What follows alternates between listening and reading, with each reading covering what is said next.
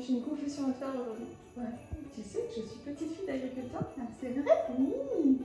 Et je trouve qu'avant, on utilisait beaucoup moins de produits chimiques que maintenant. T'en penses quoi? Ça, c'est vrai, hein. Pour beaucoup d'agriculteurs, c'est difficile d'arrêter. Mais, tu sais, il existe des technologies qui leur permettent de réduire l'utilisation de leurs produits chimiques. Le dirigeant de Javelot va nous expliquer tout ça. Alors Javelot, c'est un projet qui a émergé il y a 4 ans maintenant, officiellement. Les réflexions étaient en cours depuis une année auparavant. Notre terrain de jeu, c'est le stockage des matières premières agricoles, plus particulièrement les céréales. Pourquoi? Parce que moi je suis agriculteur avant tout, toujours agriculteur d'ailleurs. On avait des problématiques dans le stockage céréales de remontée de température et de présence d'insectes qui dévalorisait l'ensemble de la marchandise. Et c'est un sujet qui n'était pas du tout travaillé parce que la pratique c'était d'enlever ses chaussettes, ses bottes et ses chaussettes, monter sur le tas, et si c'était chaud, ben, c'était trop tard, quoi. Donc on a digitalisé ce qui est stockage et après-récolte. Aujourd'hui on est spécialiste de l'après-récolte céréales en y plantant des sondes. La première c'était un Javelot.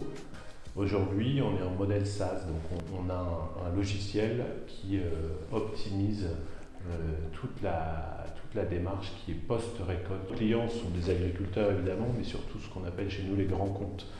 Les OS, organismes stockeurs, donc des COP et des négoces, sont ceux qui en France stockent à peu près 70 millions de tonnes de céréales tous les ans. Donc nous c'est logiciel et on met à disposition du hardware, donc des objets connectés, des boîtiers et un tas de solutions pour aider nos clients à améliorer la qualité de leur récolte, leur traçabilité. On génère des économies d'énergie, des économies d'intrants, parce que une des solutions c'est de refroidir, mais c'est aussi de pulvériser de l'insecticide. Concernant les économies d'énergie, on estime qu'on peut réduire de 30 à 60% l'utilisation d'électricité, donc pour tout ce qui est ventilation, en gérant plus finement. Et pour les économies d'intrants, on peut s'en passer totalement, plus d'insecticides. Et ensuite, évidemment, des économies en termes de main-d'œuvre, parce que le fait d'avoir sur une application les températures et les alertes en direct, ça vous évite de bouger régulièrement. Donc plus de route et plus d'exercices périlleux et dangereux de monter sur un tas de grains pour aller voir si ça chauffe ou si ça sent. On a démarré il y a 4 ans à deux avec Félix Bonduel, mon associé, qui est ingénieur agro.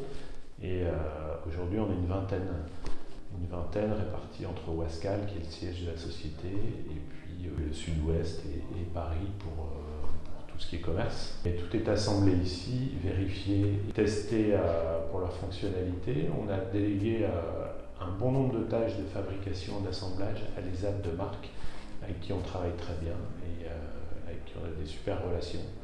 On couvre une bonne partie du stockage français. On est évidemment présent ponctuellement en Europe. On cherche à devenir champion d'Europe puis champion du monde pour tout ce qui est après stockage céréales.